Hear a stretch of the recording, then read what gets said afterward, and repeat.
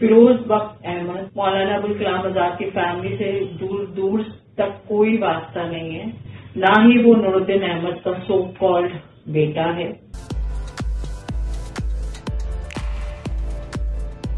मौलाना की जो वाइफ थी जुलेखा बेगम, वो बालीगंज सर्कुलर रोड में रहती है। हमारी दादी जोहरा बेगम, हमारे वालिद साहब, हमारे ताया, चचा, फुप्पी सब हम लोग मौलाना के साथ ही रहते थे वहाँ बालीगंज सर्कुलर रोड में। जो हमारे वालिद साहब हमेशा जिक्र क्या करते थे और हमारी फुप्पी जिक्र करते थे कि कैसे मौलाना की लाइफ थी वहाँ पे।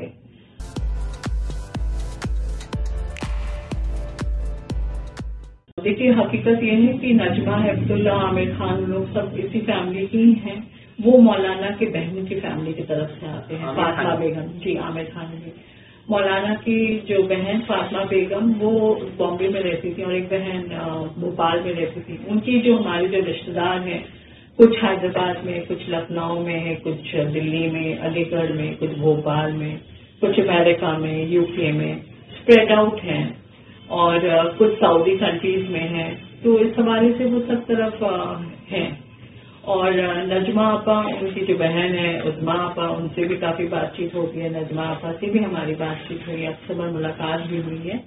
और 2014 में आमिर भी आया हुआ था कैलकटा, उससे भी मुलाकात हुई और हम लोग ने काफी चीज फिर डिस्कशन किया। और इसके हवाले आमिर एक पिक्चर भी बनाना चाह रहा था। मौलाना के जो साहबजादे बड़े भाई गुलाम यासिन, उनके बेटे नूरुद्दीन अहमद थे। उनकी वालदा का नाम हफीजा बेगम, मगर असल में कुछ और है स्टोरी, वो मैं बाद में डिस्क्लोज करूंगी अप्रोप्रिएट टाइम में। मौलाना की जब वाइफ की डेथ हो गई थी और मौलाना जब नूरुद्दीन साहब की जो वालदा उनकी डेथ हो गई, तो हमारी जो छोटी दादी हैं हनीफा बेगम, वो नूरुद्दीन साहब को बाकायदा अपने बच्चे की तरह पाली। और हनीफा बेगम ज्यादातर मौलाना के एसोसिएशन में रही, उनके घर को देखभाल करना वगैरह। तो हमारे वालिद इसके लिए बोलते थे। अब मुझे ये इस बात का बड़ा ये एस्टॉनिशमेंट लगता है इस बात से कि अचानक ये फिरोज बख्श अहमद का किस्सा कहाँ से आ जाता है।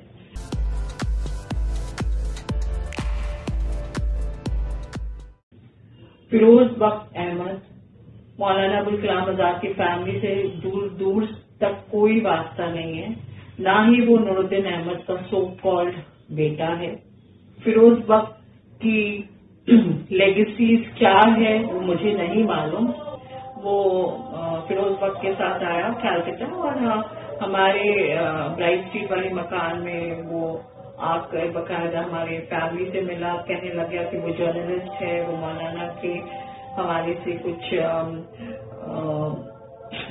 पब्लिश कर रहा है, कुछ इंटरव्यूज लेना है। और उन्होंने रिक्वेस्ट किया था कि उनको नूरुद्दीन अहमद से मिलना है क्योंकि मौलाना के बारे में उनको काफी जानकारी लेनी थी।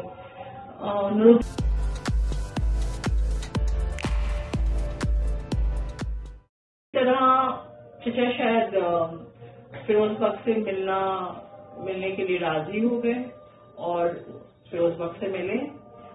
उसके बाद फिरोज बख्श ने चचा के साथ, हमारी फैमिली के साथ काफी फोटोग्राफ्स उन्होंने लिया। अचानक on a pleasant note he left, वो चला गया।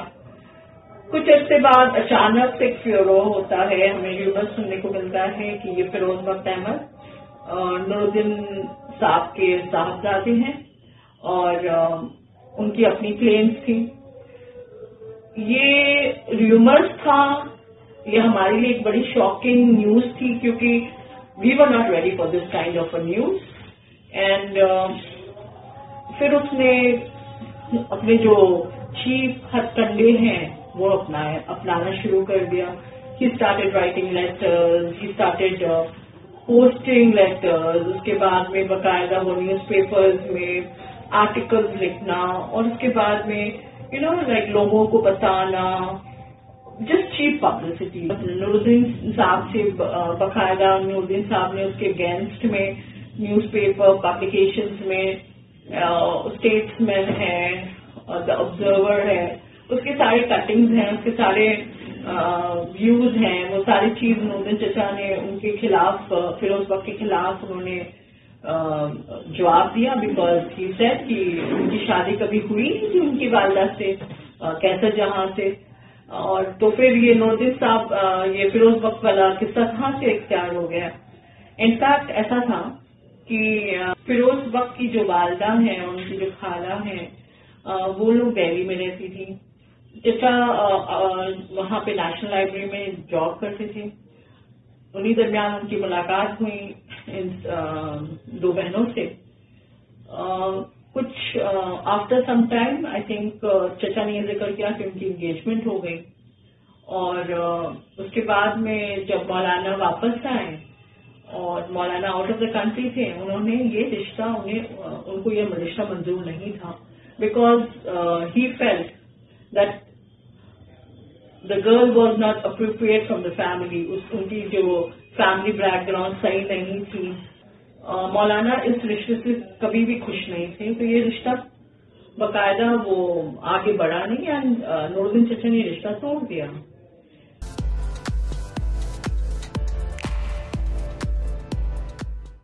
ابو سلمان شاہجہاں پوری صاحب سے، حنیف رسول صاحب سے، ہم لوگ پاکستان سے ہیں.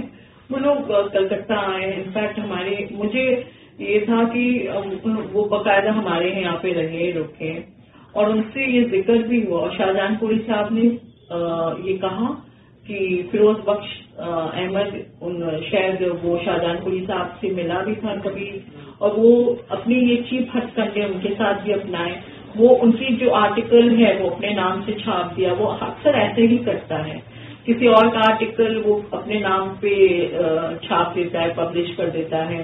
تو میں نے ان سے ذکر بھی کیا تھا اس بارے میں، ان کی شادی کے بارے میں. انہوں نے باقاعدہ کہا کہ وہ جھوٹ کہہ رہا ہے، اس کو کچھ نہیں ہے اس فیملی سے مطلب، اور باقاعدہ ہمارے پاس ایویڈینسز ہیں.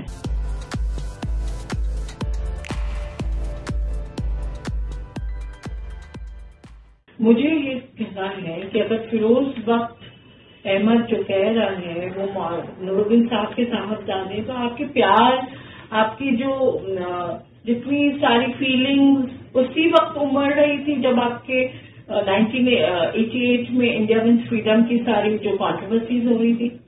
مجھے یہ بتائیں، جو شخص آپ اتنے بھی بیوقوف نہیں ہو کہ آپ کو اپنے والد کے حوالے سے کچھ پتا نہ ہو، آپ کی والدہ اسی وقت ہی ظاہر کرتی ہیں، حالانکہ آپ جب آئے تھے تو آپ یو آر این اڈلٹ، آپ 30 کے قریب ہو گئے. ان درمیان آپ کو اس وقت آپ کو ہوش نہیں تھا، آپ کی اس وقت پیار محبت نہیں امڑی تھی. جب آپ کے والد زندہ تھے آپ کو سڈنلی یاد آ گیا کہ آپ کے والد زندہ ہیں.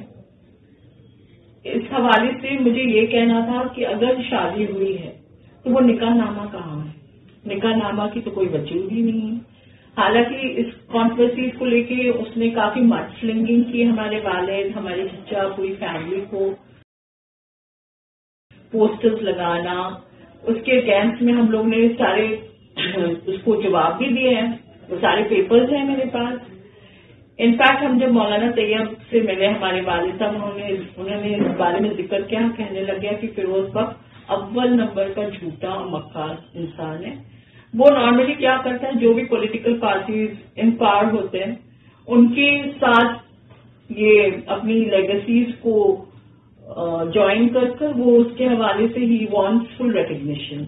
اب جب کانگریس پاور میں تھا انہوں نے ایسے ہتھ کنڈے کانگریس سے بھی کیے، جب بی جے پی پاور میں آیا وہ بھی ابھی اس ہتھ کنڈے پہ اپنا گئے.